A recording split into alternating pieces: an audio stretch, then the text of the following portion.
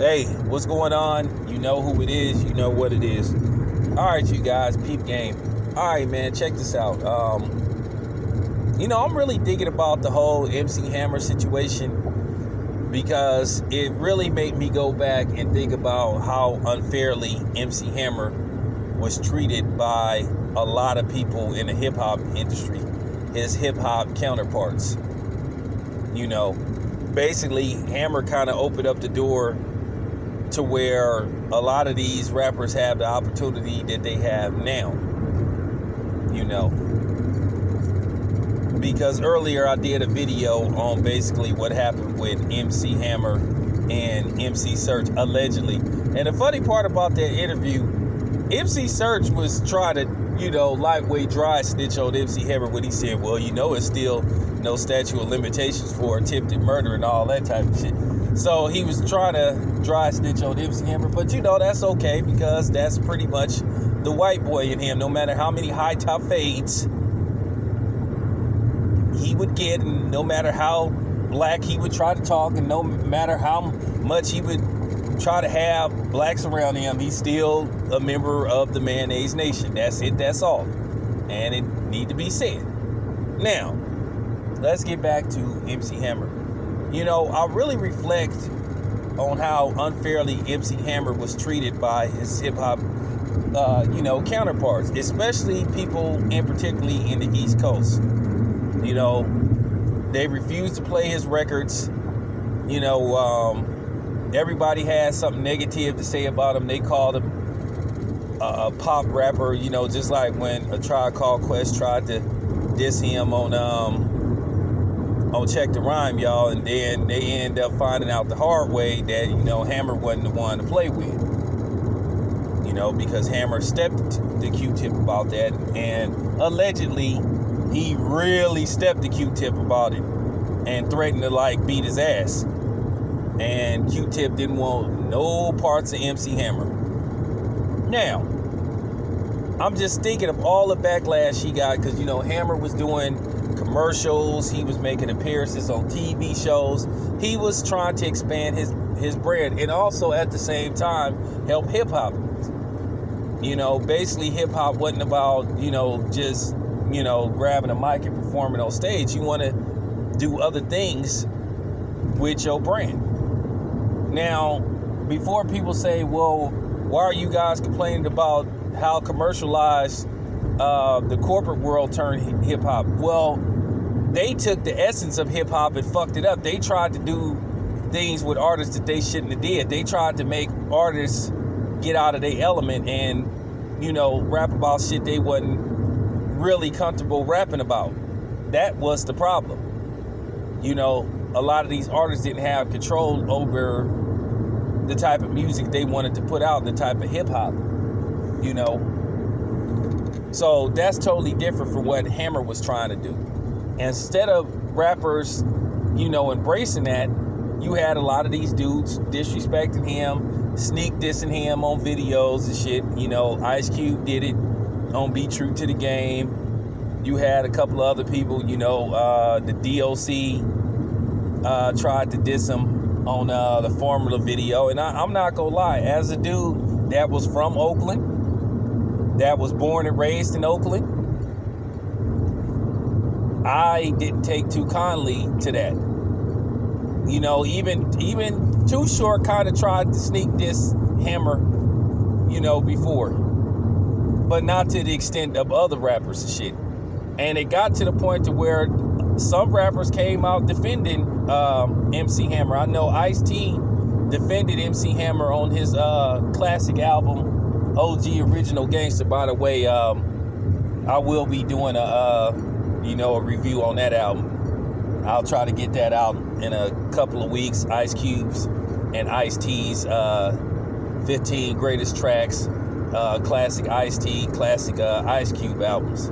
But Ice-T had a song on the OG Original Gangster album where he said, yeah, I want to send a special shout out to MC Hammer. There's a lot of people out there dissing you, but I just want to tell you to tell them, fuck them, they just jealous. And it was a lot of people that was jealous of MC Hammer. Because you can say whatever you want to say, MC Hammer's first major release albums, I think it was called, I forgot it, Pump It Up or Please Hammer Don't Hurt 'Em.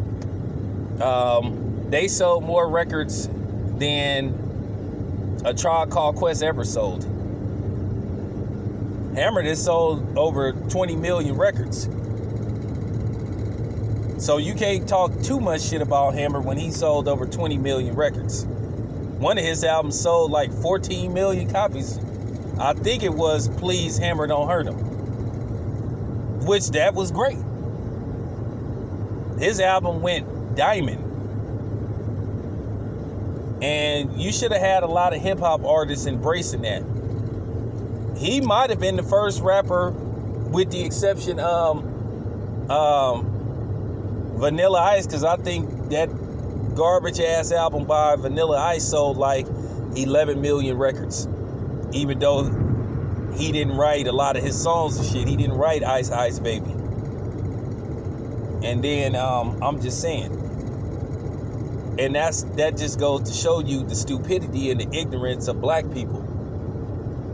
This is a man that helped elevate hip hop. This man sold over 10 million records, went diamond, and he a black artist, a black man. But then you had a lot of these idiot rappers shitting on him and trying to put him down. This is where we always go wrong at. And that's kind of the thing that I have with, this is why I'm so passionate about, boxing and supporting black fighters. Like I said, this is our own people. Because it wasn't white people that was talking shit about MC Hammer, with the exception of Third Base. But Third Base called themselves trying to cape for Ron DMC. And it almost cost him.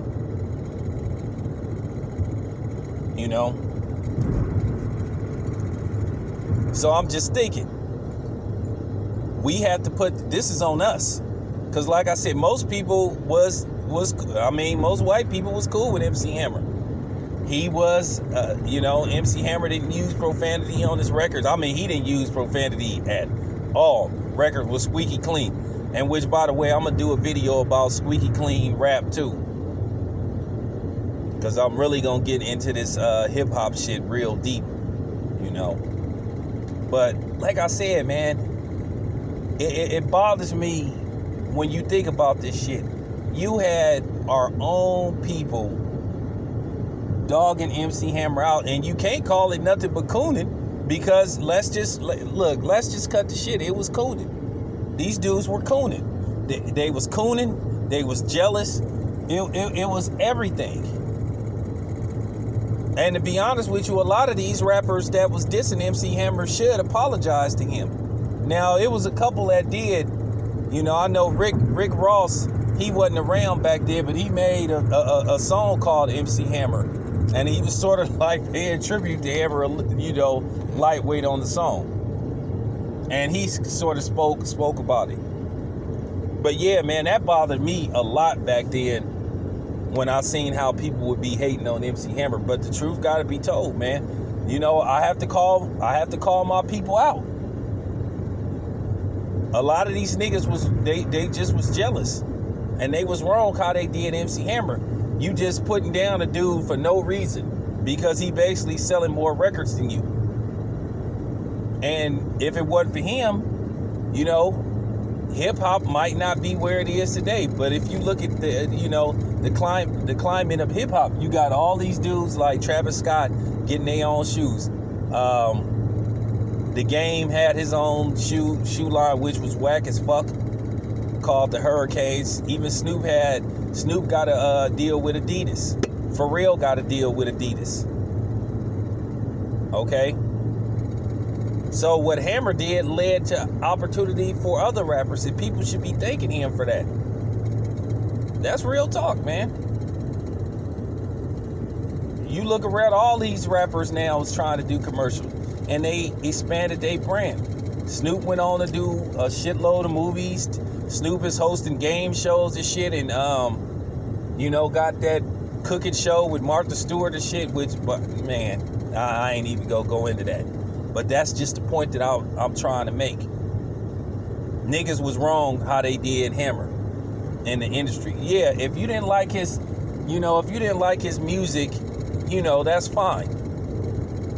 But bitching about him doing commercials and movies and saying that's not hip hop, like, nigga, what? Nigga, is you serious? I mean, truth is truth. Anyway, I'm out.